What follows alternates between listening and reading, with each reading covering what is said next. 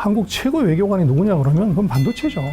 우리가 잘하는 걸로 싸워야지 우리가 비메모리 못한다고 해서 지금 그거 육성해서 할래? 그거는 정신 나간 얘기예요. 그 중에서도 최고 일은 슈퍼어리입니다. 상호 보호하고 의무를 담은 계약적 동맹이 필요해요. 딥시크가 단순히 기술적 성과를 넘어서 중국의 오픈소스 AI 생태계가 미국 못지않게 앞으로 활성화될 것이다, 이렇게 전망을 하게 하는 어떤 등장이었는데 이 신호탄 어떻게 해석하십니까? 고양이가 호랑이를 불렀다? 중국이 AI를 해?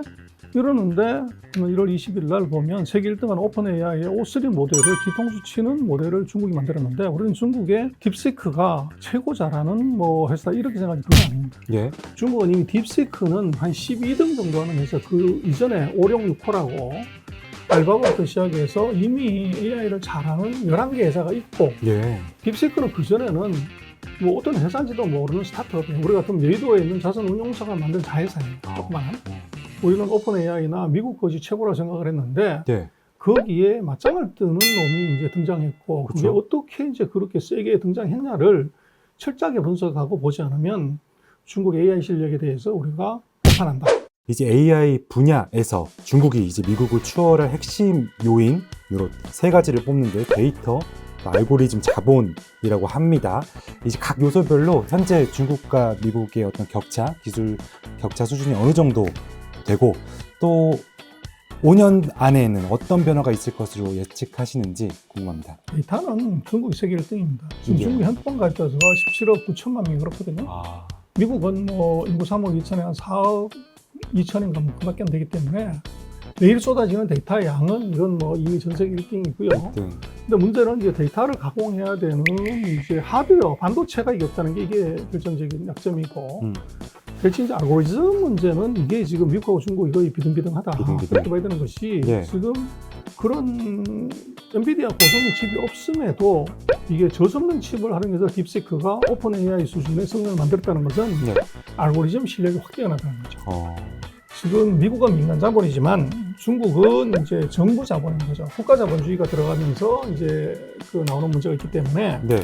두 군데 다가 누가 우위다 지금 그렇게 얘기하기가 사실 좀 어려운 것 같아요. 그래서 우리가 볼 수 있는 것은 이제 민간 자본들만 보기 때문에 미국이 우위라고 그러지만, 민간 자본은 돈 안 되면 철수할 수 있지만 국가 자본은 돈 되고 안 되고 관계없이 계속적으로 투자한다는 거죠. 앞으로 5년 놓고 온다면 결국은 양극화 아닌가 싶습니다. 그래서 이 추월보다는 분화하고 특화를 하는, 미국 같은 경우는 이제 어떻게 보면은 조금 개방형, 민간 중심, 이제 기초 혁신 이런 게 강하다고 하면, 중국은 국가 주도로 응용 중심, 이런 형태로 가면서 네. 두 개의 생태계. 그래서 미국은 미국 스타일의 AI, 중국은 중국 스타일의 AI. 그래서 미국의 AI는 주로 G7을 포함한 이제 서방 국가 중심의 AI가 형성이 되었고, 중국은 브릭스 플러스 이제 글로벌 사우스 중심의 AI 생태계가 두 개로 갈라지는 이제 그런 형태로 가지 않을까 싶습니다.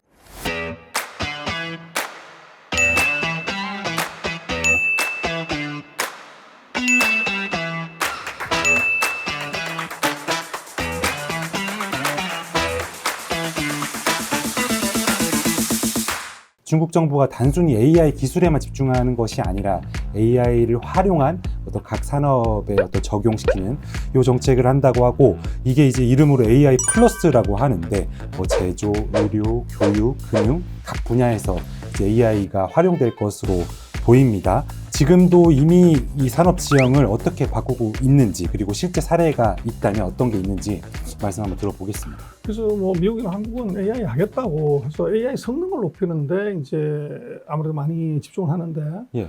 중국은 가보면 AI가 아니라 AI 플러스에 목숨을 걸어요. 예. 이걸 이제 제조업하고 연계해가지고 서비스업하고 연계해서 돈을 버는데, 중국은 여기에 부지 발달돼 있고, 말씀하신 제조 쪽에서는 스마트 팩토리, 그 다음에 다크 팩토리, 아예 사람이 하나도 없는 거, 하이센스 같은 경우가 가전에서 신다고 하는 거, 여기가 바로 AI를 적용해가지고 가전제품 생산 효과를 불량 검수도 99.9%, 인력 60% 감축. 이미요? 이런 걸 했고, 네. 알바바 헬스케어라고 여기도 보면은 이게 연간 1억 건 이상 AI로 상담을 처리한다는 겁니다. 그리고 이제 교육 같은 경우는 중국의 대표적인 이제 사교육 업체 신동방인데, 이거 나스닥에 상장이 되는데요. am 뭐 이렇게 한다. I am a boy 이렇게 한 친구가 있다 그러면 이게 발음이 틀렸다. 이게 실시간으로 데이터가 다 나오고 영국인들의 발음으로 이게 정상적인 이제 표준 발음이 나오게 되죠. 금융은 지금 엠트 파이낸셜이라고 개미금융이라는 회사에서 AI를 활용해가지고 5억 명 이상의 이제 사람들한테 이게 이제 신용대출 문제는 거죠. 그 사이에 돈 쓴 거를 보고서 평가해가지고 해주는데 불량률이 낮아요. 그리고 중국 대표적인 공상은행 같은 경우도 AI를 통해가지고 대출 심사기를 3일 걸리던 걸 10분으로 줄여버렸는데 사기 대출의 탐지 능력이 95% 그 정도까지 올라왔다는 거예요. 그래서 예를 들면 중국은 이미 교육, 금융, 제조, 의료 이런 데서 이제 AI가 아니라 AI 플러스를 실제적으로 쓰고 있는 거죠.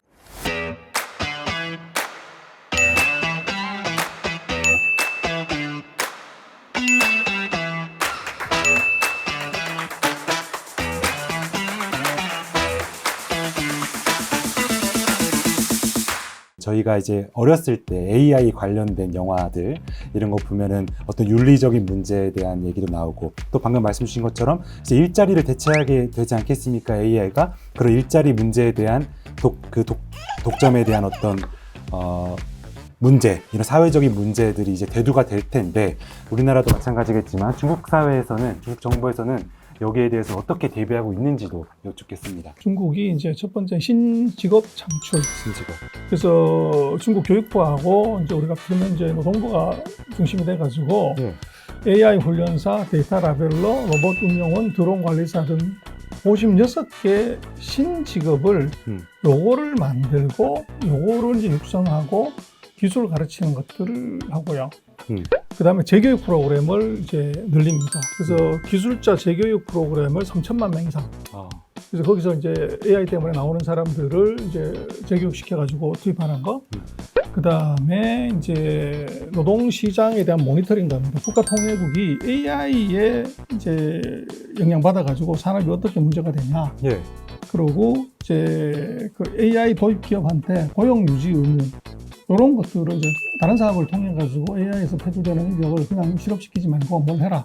이런 것도 하고 또 중국이 그 공공 일자리 창출 뭐 이런 걸 통해 가지고 이제 노동 문제는 대응을 하고 있고 데이터 독점 문제는 이거 심각하게 봅니다. 그래서 알리바바나 탄센트를 최근 4년 동안 규제했던 것도 바로 데이터 독점 문제고 중국은 지금 알리바바 탄센트를 규제하면서 알고리즘 추천으로 일본 기업이 독점을 하거나 노동자를 착취하는 거 이거 안 된다.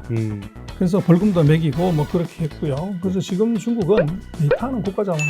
그래서 이거는 개인이 또는 민간 기업이 자기 마음대로 쓸 수 없게끔 만들고 있고 그래서 데이터 안전법이나 개인정보보호법 뭐 이런 것들이 이게 수립이 돼 있어요. 그리고 이제 기업이 데이터 수집하는 것도 사전 승인 받아라. 그리고 특히나 이제 그 중요한 데이터는 국내에다 저장을 해야지 해외로 갖고 나가거나 해외로 연계할 때는 바로 국가 승인 받아야 된다. 뭐 이런 이제 제한 조건들을 다 걸었고 그래서 지금 서방 세계가 갖고 있는 데이터 관련된 이슈에 대한 문제들은 중국도 다 하고 있다. 그러네요. 오히려 이제 사회주의가이기 때문에 오히려 더 이제 심하게 통제하고 있다 이렇게 봐야 될 것 같아요.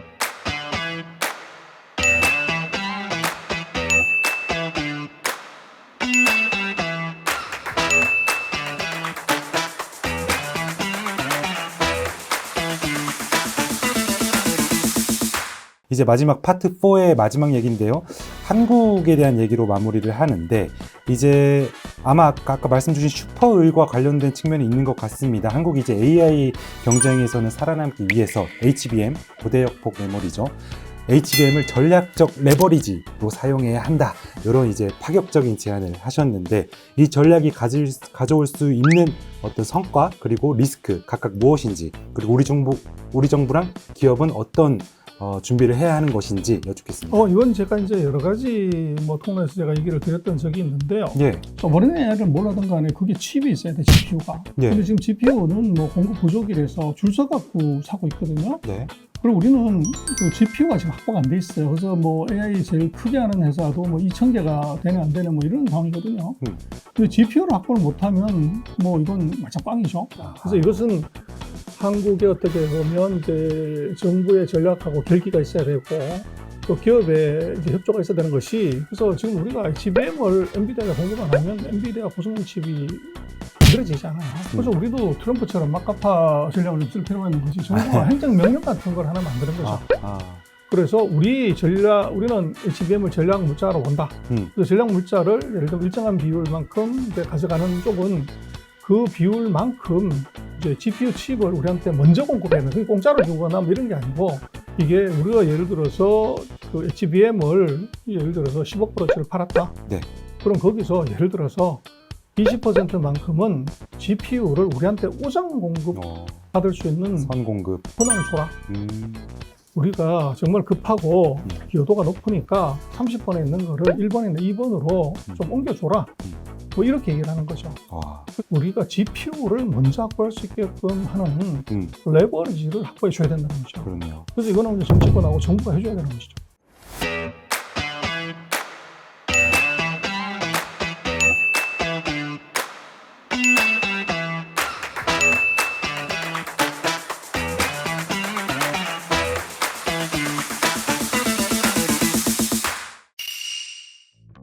중국도 지금 뭐가 정치를 주도하냐고 그러면 절박함입니다. 절박함이 돈입니다. 절박했을 때 돈도 벌리고 거기에는 모든 걸 다 집어넣죠. 중국은 고도 경쟁시장의 기술 자립 국가, 그리고 정치 사회적 리스크가 높다.